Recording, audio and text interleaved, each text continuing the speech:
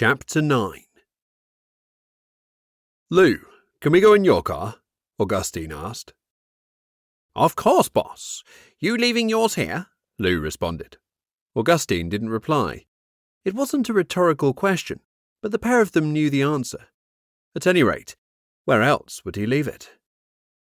The air outside Next on the gallery's retail park was thick with the smells of spring. Blossom had arrived on the trees and was starting to wilt, giving off that sweet smell that attracted bees and pleased anyone who happened to walk by at the right point. The fumes of the car park and surrounding roads switched back and forth with the blossom, providing a positive-negative oscillation to the nostrils. The sky was going through a similar series of repeating patterns from sunshine to cloud.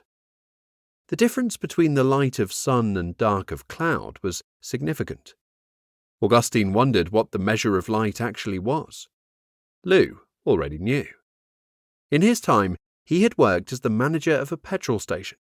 One of the regular checks he had to make was the light on the forecourt at night. It was measured in lux. Lou had a health and safety checklist that felt as long as his arm. One of the driving factors behind a company as large as BP, who Lou worked for, was their health and safety record. As they were susceptible to a massive disaster such as Deepwater Horizon, costing hundreds of millions and resulting in the death of many people, the little things such as the lux reading on a petrol station forecourt in a backwater of Essex was something they could control. So, they did. And the idea behind that was, by managing all the small things, the big things wouldn't happen. Both men reached into their pockets for sunglasses. The spring sun was low for most of the day, and they found it a challenge. Lou, in particular, as he got older, needed sunglasses with him on every journey the whole year round.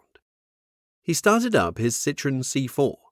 He had never imagined himself driving a Citroën, but was pleasantly surprised that the car was responsive. He felt like man and machine were at one. Maybe it was a new wave of French design. Maybe it was just the way all modern cars were. He tapped the accelerator, and this was enough to power the car towards the junction, rolling the last few feet to look both ways and indicate before he pulled away from the give-way markings on the road. It took 3 minutes to arrive at the last known address they had for Ken Lazarus.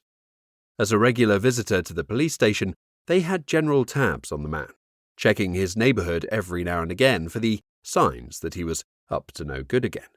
Roaches in the street, broken glass from car windows, and discarded wallets stolen from unsuspecting people on public transport.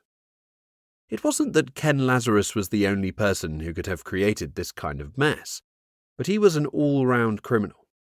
He learned his trade on the streets of Washington, getting into trouble outside of pubs on a regular basis. This was when he bumped into John Sampson, the local criminal mastermind who was now buried in a Washington cemetery.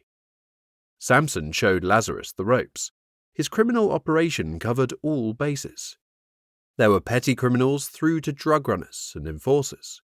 Lazarus spent time with the different arms of the operation and took his apprenticeship in crime.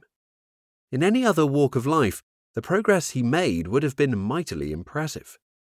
He picked up new tricks in a matter of days, perfecting his newfound skills for the next few weeks before adding them to his toolkit. He could pickpocket with the best of them before heading out to sell copious amounts of drugs and then knocking on doors as a money collector for another of Sampson's operations. He jacked cars, stole stereos, mugged people, and was even capable of murder. Jack of all trades, master of all too. So when the police found the telltale signs of a crime spree, there was a good chance that Lazarus was involved. Lou pulled up at the front of the Premier store, currently known as Archie's. It had been passed through several hands over the decades, but it always sold the same things: sweets, pop, newspapers, and booze. The staples of an unhappy home. No wonder they were in popular demand. Lou got out of the driver's seat, waiting for Augustine to step out from his side. "Come on, Gus. It's not the warmest I've ever been."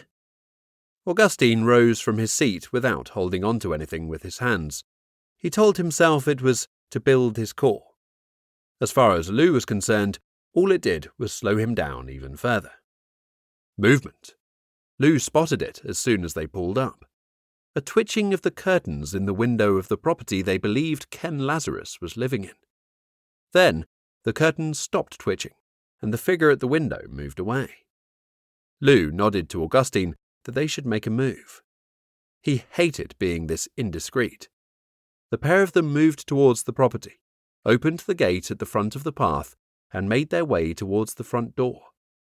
Knocking, Augustine gestured towards Lou to take a look down the side of the house. More movement. Gus, I think he's doing a runner, Lou exclaimed, and then saw the man who he considered both his boss and colleague follow in the same direction. Lou knocked again in case he was mistaken that the person disappearing in the opposite direction was Ken Lazarus. No answer.